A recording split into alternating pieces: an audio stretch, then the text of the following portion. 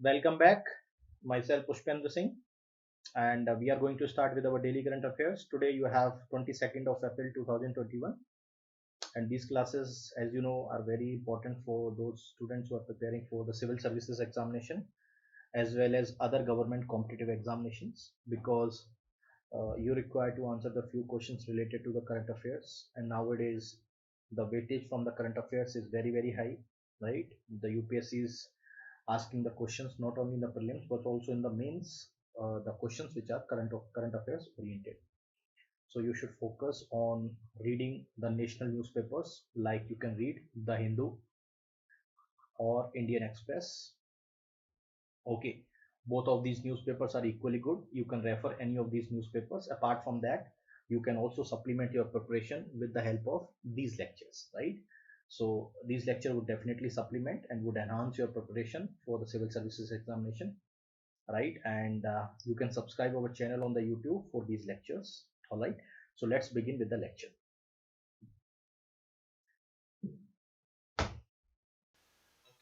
So first news is related to the World Press Freedom Index. Okay, so before we proceed to the World Press Freedom Index, the news, okay, the news basically says that the 2021 report basically produced by or published by the Reporters Without Border. Okay, so the Reporters Without Borders is basically a publishing agency which publishes this report, which is called the World Press Freedom Index, right? So this Reporters Without Borders is basically a non-governmental organization, right? It is basically a French non-governmental organization which has provided the rankings of the different countries based on the press freedom which is available in the country. Okay, so this year the India ranked basically 142 out of 180 countries which are basically assessed by this French non-governmental organization which is called as the Reporters Without Border. Okay, so this year the Reporters Without Borders published this report called World Press Freedom Index, and it has categorized India under, bad for the journalism. So it has classified India, right, as a category which is bad for the journalism, and it is among the most dangerous places in the world for the journalist, according to the Reporters Without a Border, which is published 2021, this report. Okay, so when asked for the reasons why India has placed in the 142nd spot out of 180 country, right, explaining the reasons for categorizing India as a bad for journalism, why the India has been classified bad for the journalism, right, and among the most dangerous countries for the journalist, the report says that it is because of the Bharatiya Janata Party supporters as well as the Hindutva ideology, right? Both have created the environment of intimidation, right, for the journalists, which are critical for the government, right, which are critical of the government by labeling them as a anti-national or anti-state. You're getting my point? So India shares a bad classification with the Brazil, Mexico, and the Russia, which has the similar sense of the intimidation which have been given to the journalist specifically in terms of the press freedom. So the supporters or the Hindutva supporter basically created an environment of intimidation to the journalist, and that is the reason that India has been placed in the 142nd report as per the explanation given by the Reporters Without Borders. Okay, so now this ranking of India, that is 142nd, is despite of the fact that the cabinet secretary Mr. Rajiv Goa has already basically monitored this report, and it is basically through an index monitoring cell, right?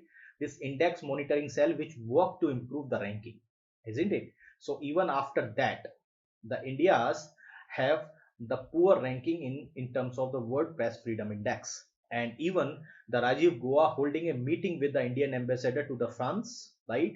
And also the officials from the Reporters Without Borders, right, for the change of the ranking. Despite of that, the ranking has not taken place, and the rankings shows that the India's position is very bad in terms of the journalism, right? And it is, and the country is also included in the most dangerous countries for the journalists to work over there. Okay, now if you see in 2016, the India's rank was 133, right? Now it has climbed to 142nd this year. So it is steadily climbing, right? So it has not been declined. That means India's position in terms of World Press Freedom Index have declined. These reporters without borders report basically says that India is one of the most dangerous countries for the journalists, right, which are trying to do their job professionally. Okay, so these journalists, as per the report, says that they have exposed to various kinds of attack, right? Even the police personnel also involved in this violence against the reporters, against the journalists, right? There are also the abuses by the political activists, by supported by some political parties, right? And there are also reprisals which are instigated by the criminal groups, and these criminal groups are having certain linkages with the corrupt local officials as well as with the political parties, and that has basically syndicated this attack on the journalist, right, under the guise of the governance. So that is also the most problematic part of the press freedom which is available in our country, right? How would the journalist would do work professionally in our country if such type of activities are openly going on, and government is not serious about stopping that type of activities, right? So that is the most case. And if you see the report, the latest index report, which is 2021, which basically releases 180 countries. So that basically assessed 180 countries, right? And the Norway this year is topped again. Norway is followed by the Finland and the Denmark. So this year the first ranking in terms of World Press Freedom Index is Norway, second is basically Finland, and third is basically Denmark. Okay, so these are basically the countries which are basically stood in the ranking. And Atria, which is basically the bottommost country in this year's ranking. If you see our neighbors, the China basically stood 177th spot, the North Korea 179th spot, Turkmenistan 178th spot, and Eritrea basically at the bottom, that is 180 spot. 180 countries are basically assessed, and India, as you know, India basically at 142nd position that we have seen. Okay, so India is currently 142nd position. Okay, if you just consider the India's neighbor Nepal, you have 106th position. Sri Lanka, okay, that is 127th position, right? Even Myanmar, which is at currently that before the military coups, that was featured at 140th rank, which is better than India. Okay, but if you see the Pakistan, that is 145, worse than India. Bangladesh, it is 152. Okay, the China 177, North Korea 179. So that is the ranking that shows the some of the few Indian neighbors also performed, right, better than India's ranking in the World Press Freedom Index. All right, next let's move to the ad hoc judges in the High Court.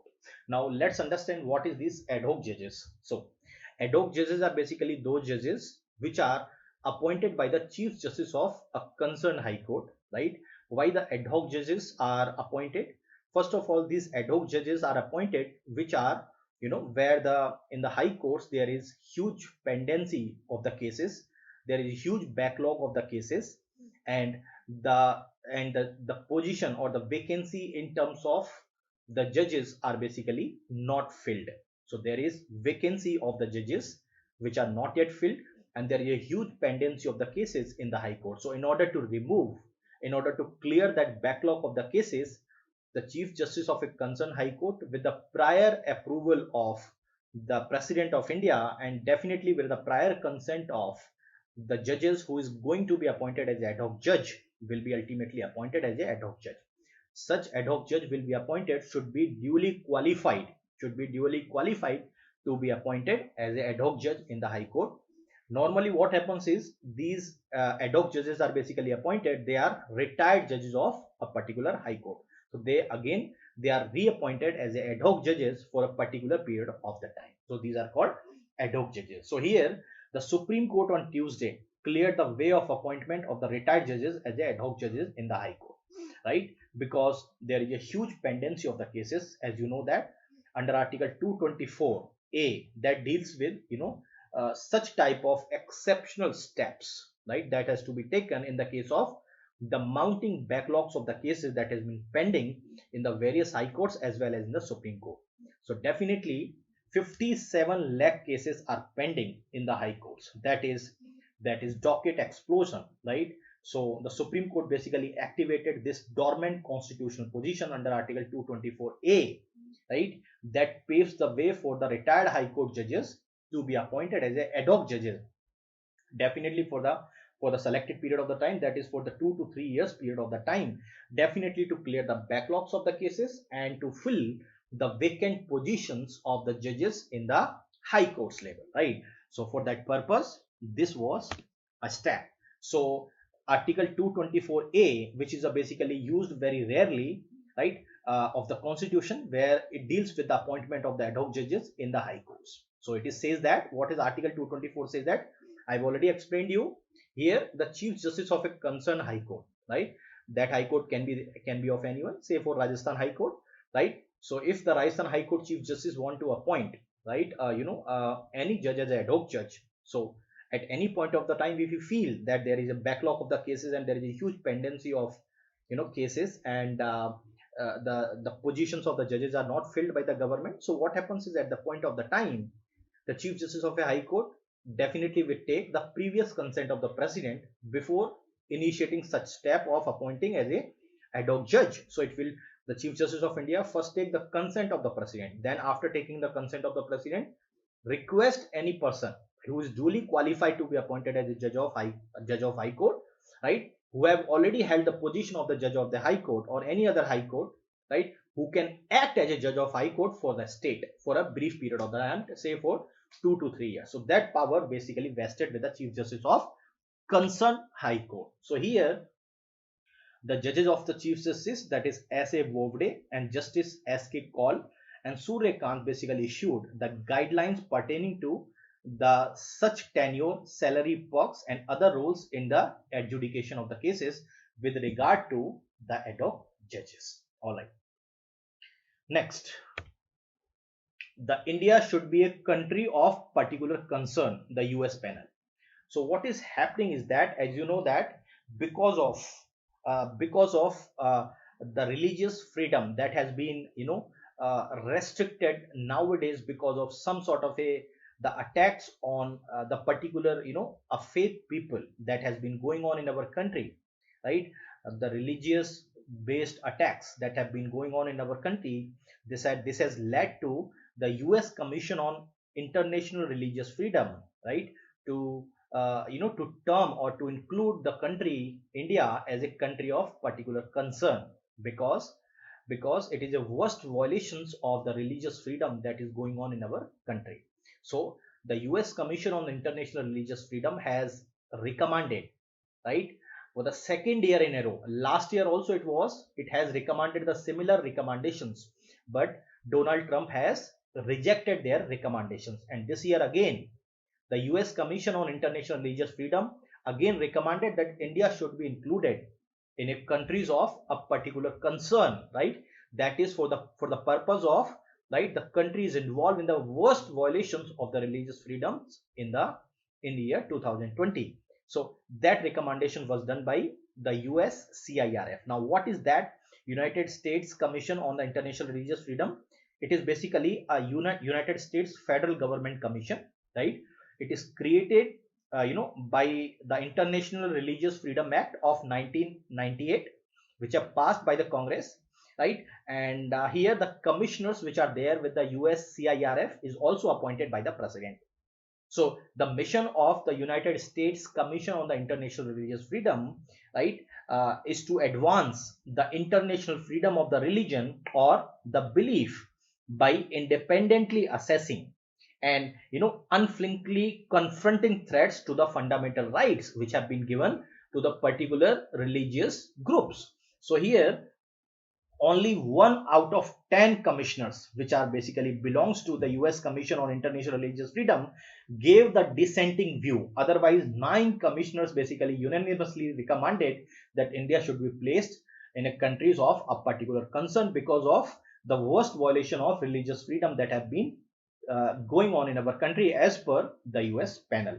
So here, the US CIRF also recommended that the US administration should also impose certain sanctions on an individual basis. That means certain individuals who are fanatic and who are promoting the hatred in the society, right, which is violating the religious freedoms in the country, should be placed under some sanctions. So strong sanctions should be imposed against certain particular individuals, and there should be strong steps should be taken for those entities which are involved in the severe violations of the religious freedom as per the US panel. So here the second recommendation, which was for the administration to promote the interfaith dialogue, right? So here the commission also recommend that the US administration should also promote the interfaith dialogue. That means if there is some religious freedom have been violated, say for the Muslims, so there will be interfaith dialogue between Hindu and the Muslims in the country, right? As well as these rights of the communities which are violated should be taken at the bilateral and the multilateral forums also, as recommended by the US panel. For example, in the multilateral forum, for example, it has also recommended that in the ministerial of the quadrilateral, that in a short form we call Quad, the US administration should also take this matter very seriously with the government of India. Now, let's understand what is this ministerial of the quadrilateral, or what is that Quad. So first of all, the Quad consisting of the four countries, that is Australia, Japan, United States and India. So Quad is basically the four countries, Australia, Japan, US and India. What is this ministerial of the Quad? So here what happens is the foreign ministers of these four countries, the Australia, Japan and United States, basically meet, right, here to discuss some of the most pressing issues, right? So it is also called a multilateral forum involving the four countries, the US, India, Japan, right, and Australia. These are basically four countries. Now, another recommendation which have been made by the US panel to the US Congress, right, to raise the issues, right, regarding this the concern of violations of the religious freedom, right, in terms of the US India bilateral space. So it has recommended that such type of issues should be raised in the bilateral forum also, and such type of issues will also be taken in terms of writing letters, in terms of the congressional delegations which have to be sent to India for promoting the interfaith harmony in the country. So here the US CIRF recommendations are basically non-binding, right, as they are just recommendatory to the US administration, right? The US administration can simply reject those recommendations. Previously also in the last year, the Trump administration also recommended the similar recommendation which was given by this panel. So again, the most important and most pressing concern regarding the US panel is the Citizenship Amendment Act, which basically violated certain the most important the rights to the religious freedom that have been given to the minorities in our country. So that is the most important issue, and based on that only the panel has recommended certain steps to be taken against a particular individual. Okay, so here you can see the people are standing that I am Muslim, Hindu, Buddhist, Sikh and Christian. So that is to promote the parity among the religious groups, right, to promote the harmony among the inter-religious groups, right, in order to promote the fundamental rights which have been given by the constitution to all people, right, without any discrimination. Okay, next you have Tyrannosaurus Rex. First of all, I'll give you what is this Tyrannosaurus, right? What is this Tyrannosaurus Rex? So first of all, the Tyrannosaurus is basically a genus of a dinosaur that is known as Coelurosauриum theropod. So it is a genus. Genus means it is a the assemblage or the species of the Coelurosauриan theropod, right, genus. So it belongs to this genus, right? So it is a species of the T-Rex, which is also known as the Tyrannosaurus Rex. It is one of the best representative of the large theropods. The Tyrannosaurus basically lived, right, what we call now the Western North America, right, and also it is also known, right, in the islands which is also known as the Laramadia, which is also located nearby the Western Northern America, and it is the one of the species of the dinosaurs which have which was found basically in the Cretaceous period. So it is one of the species of the dinosaurs which was found in the Cretaceous period, that is around 66 million years ago, and a study or a report was published in the Journal Royal Society Open Science, right. This says that the Tyrannosaurus basically is basically having the walking speed of around 5 kilometers per hour. That means previously the report which was published in the journal which says that the speed of the Tyrannosaurus is basically around 7.5 to 10 kilometers per hour. But now the recent report have published which says that the preferred walking speed of Tyrannosaurus is around 5 kilometers per hour. That is the similar walking speed of the humans that is currently we have. So that study was done by the paleontologist, right, from the Netherlands, which published this journal also. So T-Rex is basically the most storied all dinosaurs which are found, right. They are considered the most fearsome eating machine that has evolved on the earth, right, during the Cretaceous period, that is around 66 million years before to 68 million years ago. All right. Now, it has been believed that this T-Rex, which is a species of dinosaur, the adult member of T-Rex basically is around 12 feet tall. So you can assume that it is 12 feet long, right? Tall, sorry, and it is 40 feet long. So in terms of length, it is 40 feet. In terms of tall, it is 12 feet, and it weighted around 5,000 to 7,000 kg.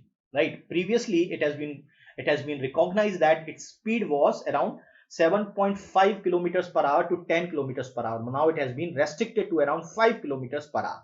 Okay, this species of the dinosaur is inhabited basically in the western United States. Okay, that I've already explained you, and this species was not found in India, but certain other species are found in India.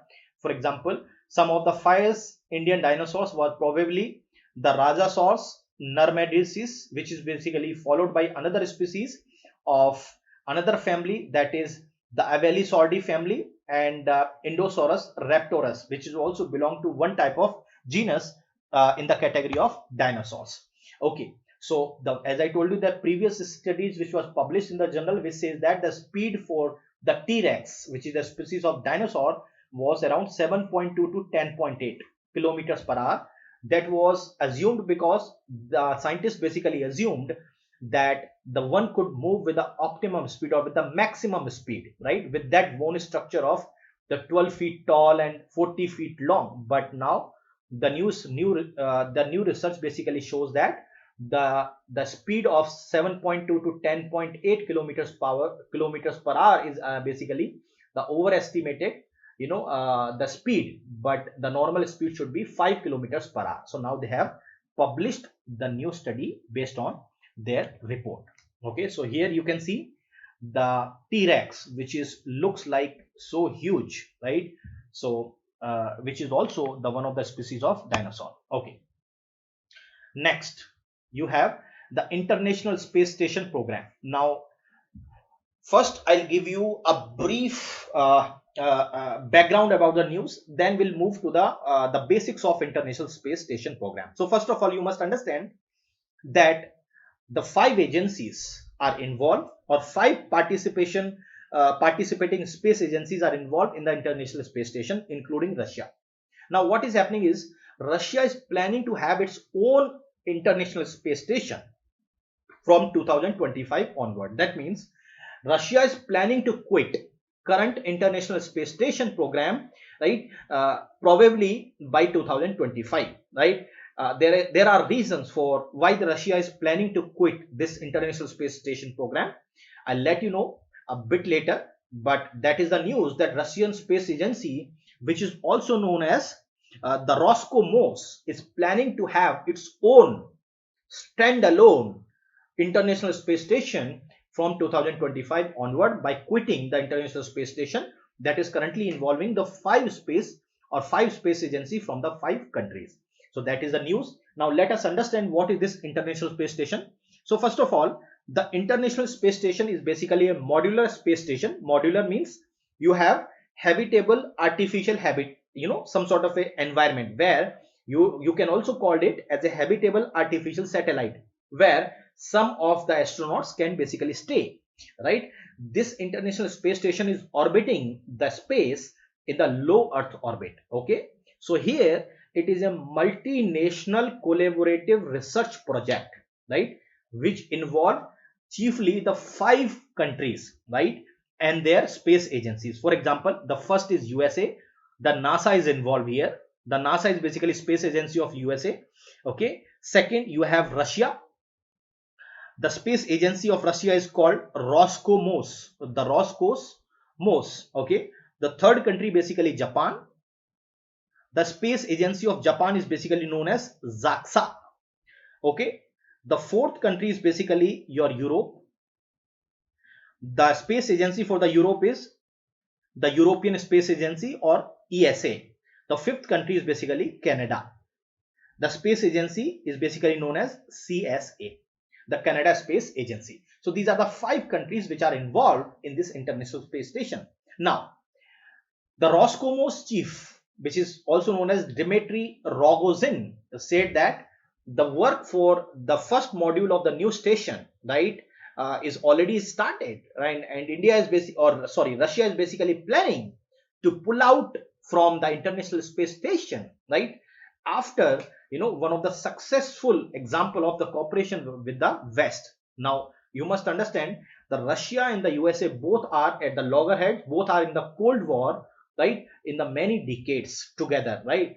And this is the first such successful example where the Russia is involved in the cooperation with the Western countries like USA, right? So definitely it was a thaw in the relationship between the 2 countries. Now once the Russia's announcement of pulling out its astronauts from International Space Station is again, again a tension that will be built up with the West, because such type of pulling out from the International Space Station is also considered a tension, considered one of the bone of contention between the Russia and the USA.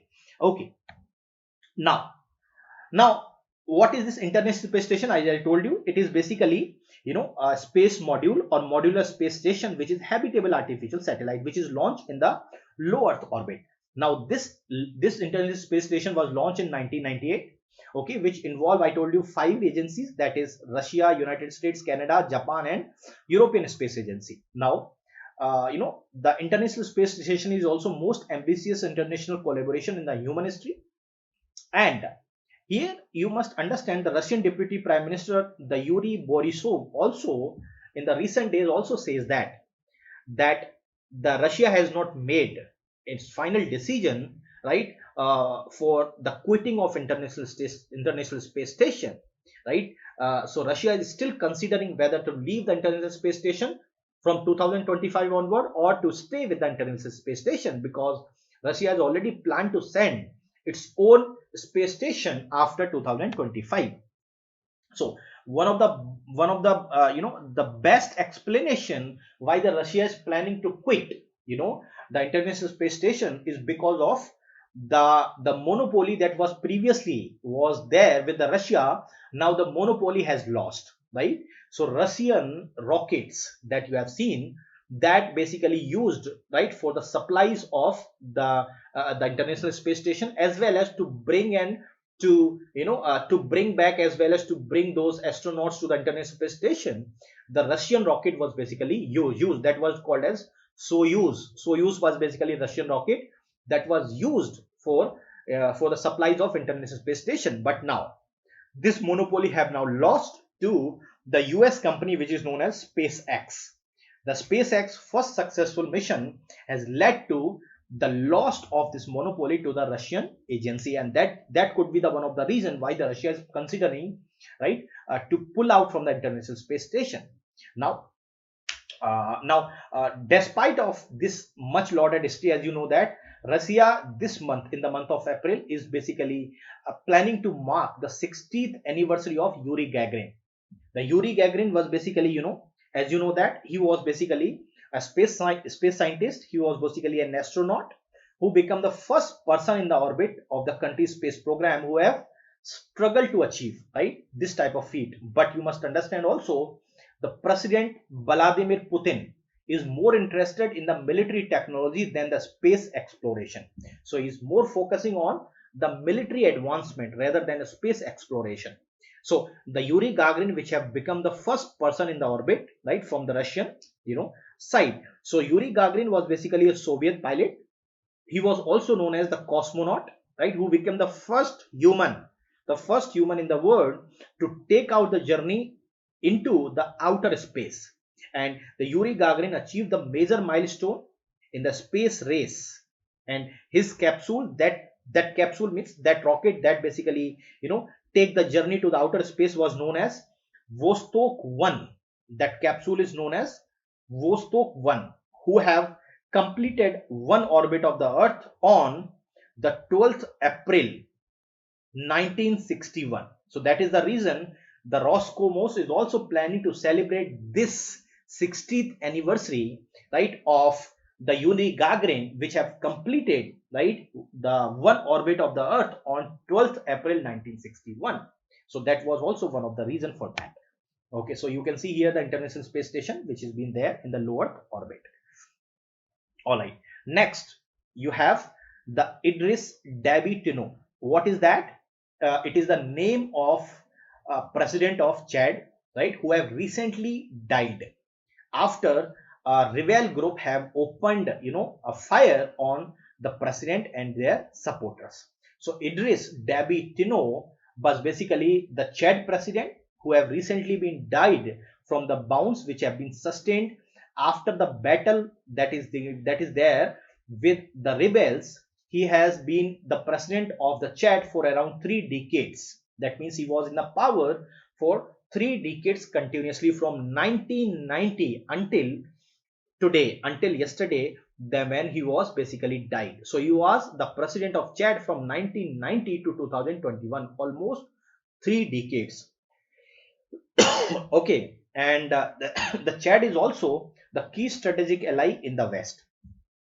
So let me give you a brief outline about why this rebel and why this rebel is basically attacking on the basically present government, because they want to set up their own rule by overthrowing the current government, right? So the Idris Deby Itno was basically born in 1950 and he died in 2021. He was the Chadian politician and he was also the military officer who was the president from 1990 onward to its death up to 2021.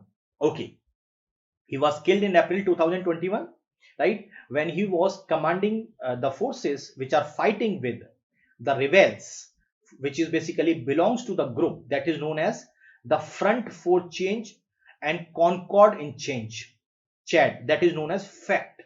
So this organization, which is known as the Front for Change and Concord in the Chad, that is also known as FACT, is basically a political and military organization. It is a political and military organization, right? It is created by the person which is known as S.G. Muhammad Mehdi Ali in 2016, that is March 2016. So S.G. Muhammad Mehdi Ali was the person who was involved in the formation of the Front for Change and the Concord in the Chad, that is FACT, which is a political and the military organization, right? Now, the goal of the FACT is basically to overthrow the government of the Chad and its splinter group of Union of the Forces for the Democracy and the Development, which basically also tried to establish its own version of the rule in the Chad. So that was basically continuous fight between the government forces and this FACT. And here, after the death of the president of the Chad, the Transitional Military Council, which led by the interim president, who is currently Mohamed Idris Deby, the Mohamed Idris Deby is basically the son of the late president, who is also called as Idris Deby Itno. So the son of the previous president was basically considered as an interim president of the Chad, and who have assumed the control of the government in this, in this government. So here you can see the Chad, the political map. So you can see here very clearly the Lake Chad is there in the Chad, and Chad is basically totally landlocked country, right? There is no water bodies outside. It totally landlocked country. It is also known as the Republic of Chad.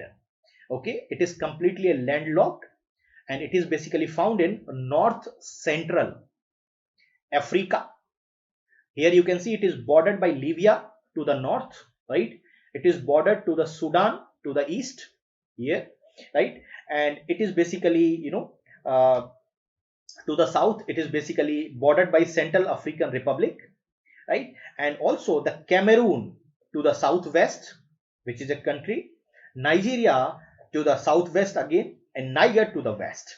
These are the neighboring countries of the Chad, and the capital of the Chad is basically N'Djamena, which is the capital of Chad. Okay, next, the BAO or Boa Forum for Asia. Now you must understand what is this Boa Forum. See, Boa Forum is basically is backed by the China, okay, and it has been created as a competitor for the World Economic Forum, right? Which every year, the meeting was held in the Davos, right? Now, in order to compete with World Economic Forum, the China has backed this Boao Forum for Asia. It is basically considered, right, as a Davos Forum for the Asia. Now this Boao Forum is basically jointly initiated by the 29 member states. It is an international organization, and annual Boao Forum is basically held, right, every year in the Henan province, which is basically in the Boa in the China. So here the Chinese president this year basically says that the global rules cannot be imposed by one or the few countries. So this is the statement given by the Chinese president. As you know, China is big bone of contention for every country which are residing in the world. The China is trying to impose unilaterally its own rules, and again now they are not following the international rules, regulation, and international agencies. Also now they are saying that the global rules cannot be imposed by one or the few, right? So the global rules are basically imposed by the international agencies. If you do not follow them, definitely one or two the country will ask you to follow them. So how can he say? It is a highly responsible comment, right, on behalf of the China, that global rules cannot be imposed by one or the few countries. Definitely if you don't follow, the countries will ask you to follow that one. Okay, that's altogether a different task. Okay, so the Boao Forum is basically headquartered in the China. So the Boao Forum for the Asia is an basically international organization which is jointly initiated by 29 member states. Now it has been holding an annual conference in the Boao, which is in Henan province of China. Now the founding purpose of the BFA or Boao, the conference or Boao Forum for the Asia is basically to promote the economic integration in the Asia. That is the hidden agenda, right? And ultimately to pool, the positive energy for the development of Asia and the world. Okay, the first conference was held on 26 February 2001 in the Baoa in the Henan province of China. Okay, this forum is considered as a Asian Davos because it is modeled on the World Economic Forum, which held annually in the Davos, Switzerland. Now let us understand what is World Economic Forum. So World Economic Forum is an international NGO. First of all, it is an international NGO which founded on 24th of January 1971. Okay, now the World Economic Forum's mission is basically committed to improve the state of the world by engaging the business, political, academic, and other leaders of the society to definitely shape the global, regional, and industrial agenda around the world, right? So here on the lines of the Davos, this Boa forum was basically announced by the China. So it is basically, the secretariat which is based in the Beijing.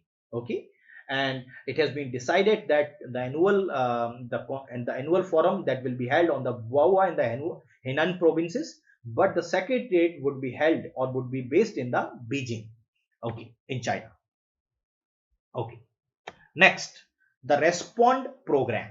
The respond program. So first, let me clear what is this respond program. Then we'll move to the news. So first of all, the respond program is basically initiated by the ISRO, that is Indian Space Research Organization, which is a premier space agency, belongs to the government of India. Okay. Now, the Respond program, as I told you, the main objective of the Respond program is to establish the strong links with the premier academic institutions in the country like IITs or Indian Institute of Technologies to carry out the research and the development projects, right, with having certain relevance to the space, and to derive useful output of such R&D projects, definitely with the support of ISRO. That means the ISRO is collaborating with the best academic or best premier academic institutions like IITs to collaborate with the projects through this Respond program, right, in order to promote the R&D which can be useful for the development of the country. So Respond program aims to enhance the academic base, the generate quality human resources as well as the infrastructure at the academic institutes to support the Indian space program, right? Ultimately to boost the human resources, to boost the infrastructure, ultimately to support the Indian space program. So here, the collaboration module is being started. Now, the news says that the Indian Institute of Technology Delhi, right, which is the premier academic institution, right, said that the ISRO has announced that it will support the 8 joint research project which is mooted by the Space Technology Cell, IIT Delhi. Okay, the Space Technology Cell belongs to the IIT Delhi, has mooted the 8 research project that will be supported by the Indian Space Research Organization as stated by the IIT Delhi. Okay, so ISRO will support these projects which are mooted by the Space Technology Cell under the Respond program, right, to the various durations, say for 1 year or to the 3 years, as responded by the IIT Delhi. Okay, so here the institute has the Space Technology Cell, right, for the purpose of this Respond program that was set up by IIT Delhi, definitely under the MOU which are signed between the ISRO and IIT Delhi in November 2019 for the purpose of the Respond program. Definitely the purpose is to strengthen the research collaboration between the ISRO and IITs or premier research institutions to carry out the focused research in the space technology, definitely to boost the human resources as well as the associated infrastructure. So here the 8 collaborative research projects have been announced, and these 8 collaborative research projects will involve the experts or the scientists from the ISRO as well as the scientists from IIT Delhi. Both will be collaborating for the development of these research projects. All right, and here some of the projects including the developing a system for the drought and the flood forecasting, understanding the land atmospheric interactions. So all such projects which are beneficial not only for the space perspective but also for the economic perspective will also be taken in this program, right? So here the ISRO to support 8 joint research projects with IIT Delhi under Respond program which was initiated by the ISRO. Okay, next, electoral bonds. So electoral bonds, let me give you a brief outline about the electoral bond, then we'll move. So first of all, what is this electoral bond? Electoral bond is like a promissory note. It's a promissory note that can be brought first of all by any Indian citizen or any company, okay, which is incorporated in India. And that too, these electoral bonds can be taken or can be brought from the only selected branches of the State Bank of India. Only one bank is allowed. Okay, the citizen or corporate can basically then donate some amount to the eligible political party, whichever he want to donate. Okay, the bond is basically, you can consider it as similar to the bank note, right, that is available, that are basically payable to the bearer on the demand. right? And such bonds do not involve any sort of interest. So that means it is free of interest. An individual or a party will be allowed to purchase these bonds digitally or through the checks also. Okay, so when this electoral bond scheme was introduced in India, so first of all, the electoral bonds were introduced with the Finance Bill 2017.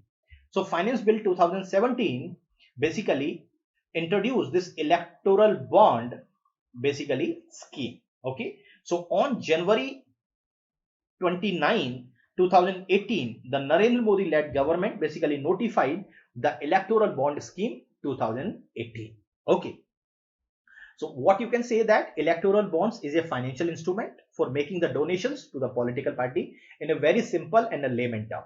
It is a financial instrument for making the donation to the political party. Now, these bonds which are issued in the multiple of 1000, that means in the multiple of 1000, that means 1000, 10,000, 1 lakh, 10 lakh, 1 crore, like that.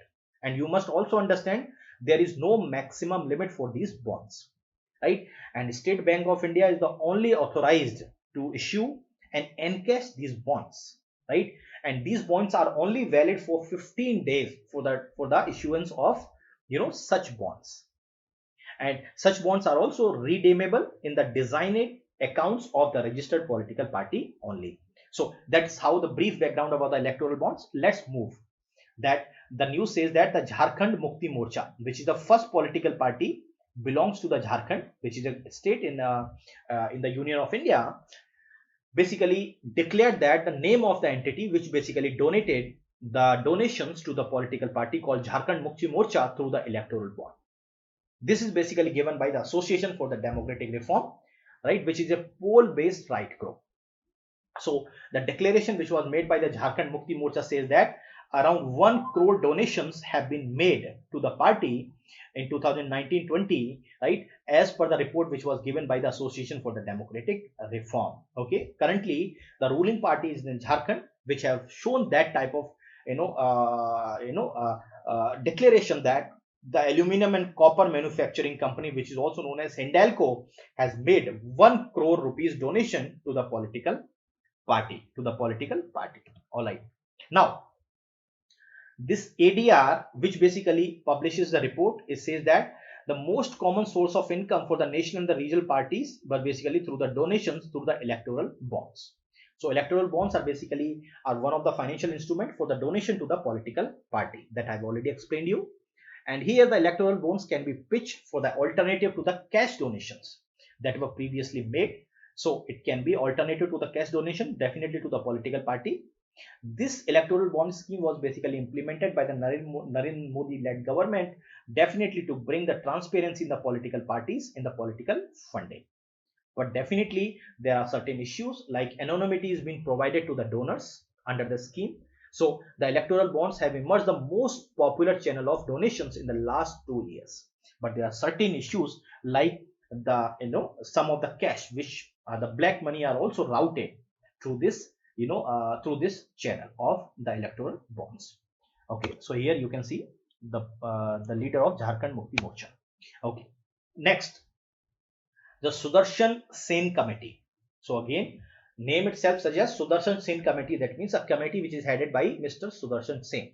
So the RBI has set up a committee which is basically known as Sudarshan Sen Committee. This committee would look or to undertake a comprehensive review of the working of the asset reconstruction companies, right, in the financial sector. So it will look into the working of the asset reconstruction companies in the financial sector, right? And definitely this committee would recommend certain measures so that it can meet certain growing requirement with respect to the financial sector ecosystem. Okay, so let me give you what is this asset reconstruction company. So first of all, you must understand that asset reconstruction company is a basically specialized financial institution. It is a specialized financial institution, right, that can buy the non-performing assets, that is also known as NPA, or the asset reconstruction company, you can simply say that it can buy the bad assets from the banks directly, okay, and other financial institutions, right, so that the asset reconstruction company can clean up, right, the balance sheets of the banks, so that the banks will also clean their own balance sheets. So what you can say that the asset reconstruction company is basically in the business of buying the bad loans from the banks. So here the 6-member committee is headed by Mr. Sudarshan Sen, who was the former executive director of Reserve Bank of India. The panel of the Sudarshan Sen committee would look into the existing legal and the regulatory framework which is applicable to the asset reconstruction companies, and definitely it will also recommend certain measures to improve the efficacy of the asset reconstruction companies. Okay, now the panel will also look into the review of the roles of the asset reconstruction companies, specifically in the resolution of the stressed assets which are under the insolvency and the bankruptcy code, and give definitely certain suggestions to improve the liquidity and the trading in security receipts. So what is that insolvency and bankruptcy code? The insolvency and the bankruptcy code was enacted by the government of India in 2016. It's basically bankruptcy law of India which seeks to consolidate the existing framework by creating a single law for insolvency and bankruptcy. The main purpose of the insolvency and the bankruptcy code is to provide a one-stop solution for resolving the insolvencies, right, which were previously a long process that did not even offer the economically viable arrangement for such insolvency and bankruptcy process. So the ultimate aim of this code is to bring and to protect the interest of small investors, and definitely to make the process of doing business less cumbersome. So that is the motto of the IBC code. Okay, so besides other the aspect regarding this committee, it will also ask to review the business models regarding the asset reconstruction companies, and committee will also submit its reports within the 3 months from date of first hearing. That is the time period that has been allotted to the Sudarshan Sen led committee. All right, so that's all for today. Thank you very much. We'll meet tomorrow for our next current affairs. Thank you.